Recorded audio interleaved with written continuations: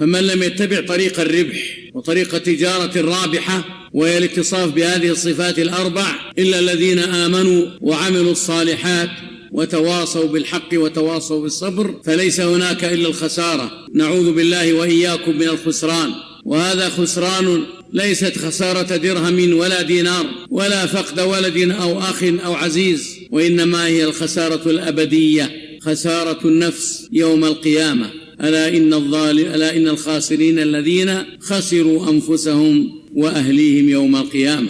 فعلى المسلم أن يعمل وأن يتأمل وأن يتدبر القرآن. أفلا يتدبرون القرآن أم على قلوب أقفالها؟ أفلا يتدبرون القرآن ولو كان من عند غير الله لوجدوا فيه اختلافا كثيرا. فعلينا أن نجتهد في التدبر والتأمل، فانتبه يا عبد الله واجتهد في تأمل مثل هذه السورة المباركة العظيمة